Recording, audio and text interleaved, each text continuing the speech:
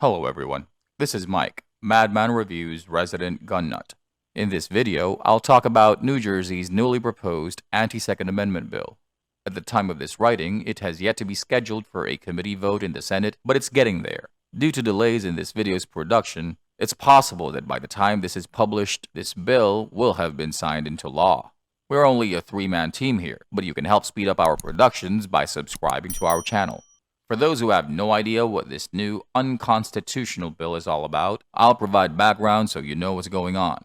Just as a quick disclaimer, all the info I'll provide in this video does not and is not intended to constitute legal advice. Instead, all information, content, and my opinions on the matter are for general, informational, and entertainment purposes only. If you need legal advice, please talk to a lawyer. Without further ado, let's begin.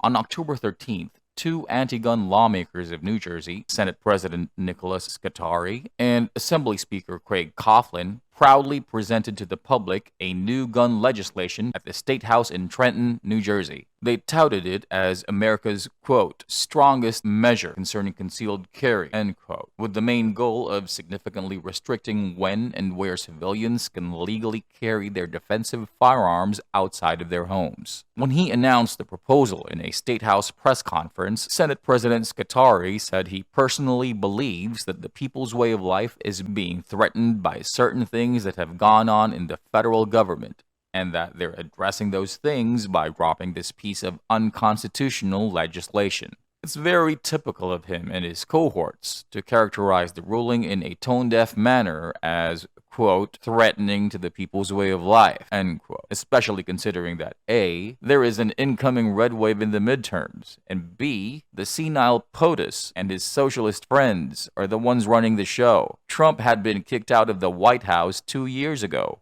New Jersey anti-gun Democrat Governor Phil Murphy vowed to sign the measure in response to many of the United States Supreme Court's rulings since Bruin, some of which effectively forced many anti-gun states to relinquish their unconstitutional powers of having the final say on who can and cannot carry guns outside of their homes. The proposal outlined on October 13th has almost everything New Jersey's Democrat governor has previously proposed, as confirmed by his spokesperson, Aliana Alfaro Post, in an interview with Politico. Quote, the administration has worked closely with the legislature to draft legislation over the last few months, and the governor looks forward to signing this bill into law after it moves through the legislative process, end quote. Just 4 days later, after Senate President Scutari announced the proposal on October 17th, this newly proposed anti-gun legislation was advanced by an assembly panel in their desperate attempt to regain some of the gun control powers they were forced to relinquish via the Supreme Court's ruling in New York State Rifle and Pistol Association, Inc. v. Bruin. This bill was New Jersey state legislators' first of what will probably be a barrage of attempts to counter the Supreme Court's many rulings using their new Bruin standard, which forced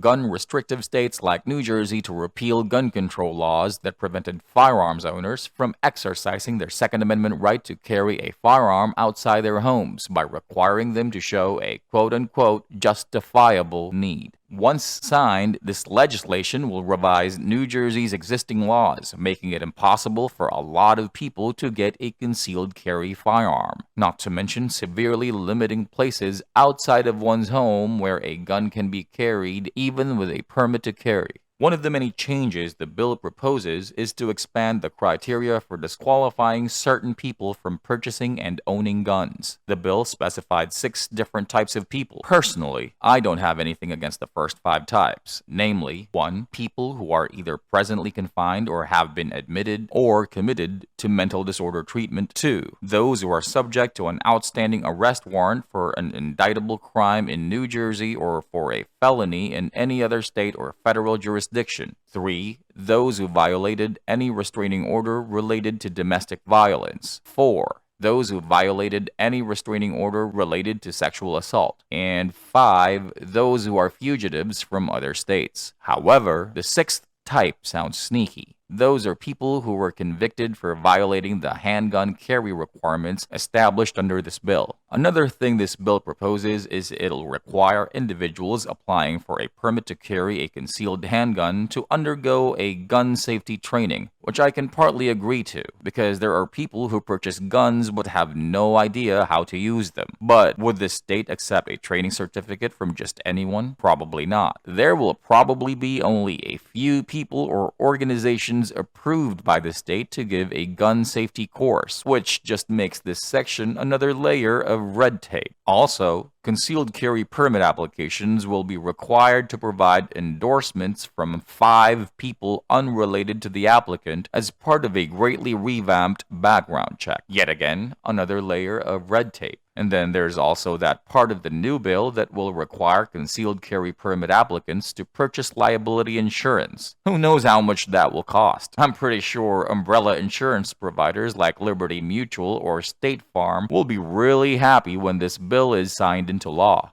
And this new bill will increase the application fee for the permit to carry a handgun from a measly $2 to a whopping $200. Given today's economic climate and the ongoing recession which Brandon's administration vehemently denies, if you're a minimum wage earner, there's no way you can fork up $200 for a permit to carry. Heck, you can already find a nice NIB Taurus G3X selling for that much. And it gets worse. That $200 permit to carry will expire exactly 2 years from the date of its issuance, which means if you want to carry a handgun in the state of New Jersey, you have to pay the state no less than $100 a year. This 2-year expiration multiplies the already thick layers of red tape, orders of magnitude thickness, especially considering that there have been around 300,000 New Jersey citizens who submitted an application for a concealed carry permit since the Bruin ruling. Not only is the state trying to reclaim their lost gun control powers, they're also trying to milk the Supreme Court's ruling for all it's worth. Those greedy Democrats are discriminating against the poor in favor of the middle and upper classes. Whatever happened to the progressive left's fight against social injustice and inequity, Mr. Senate President? And lastly, as I touched on earlier, this new law will make it a third-degree crime to carry a gun in 25 different public area categories, the first 5 of which I don't have problems with. Those 5 are: 1. Any place that is owned, leased, or under control of the state, county, or municipal government. 2. Any courthouse or courtroom. 3. Any place maintained by the state, a county, or a municipality to detain criminal suspects and offenders, like a correctional or a juvenile justice facility. 4. Any halfway house contracted by the state. And 5. Any place being used for polling during elections. The remaining 20 categories, in my opinion, are simply laughable. This is how you know that this bill was penned by corrupt anti-Second Amendment lawmakers. These 20 categories are: 6. Any place within 100 feet of a public gathering, demonstration, or event. 7. All schools and school buses. 8. Child care facilities and daycare centers. 9. Nursery schools, preschool centers, zoos, and summer camps.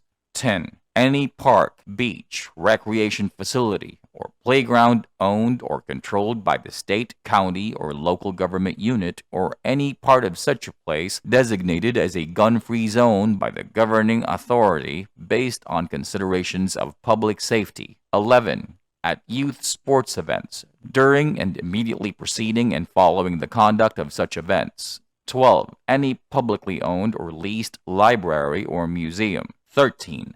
Any shelter for the homeless, any children's shelter, child care shelter, shelter for victims of domestic violence, or any shelter under the control of the Juvenile Justice Commission or the Department of Children and Families. 14. Any place where there's a community residence for persons with developmental disabilities, head injuries, or terminal illnesses, or any other residential setting licensed by the Department of Human Services or Department of Health. 15. Any bar or restaurant where alcohol is served, and any other site or facility where alcohol is sold for consumption on the premises. 16. Any places or facility where cannabis is sold for consumption on the premises. 17.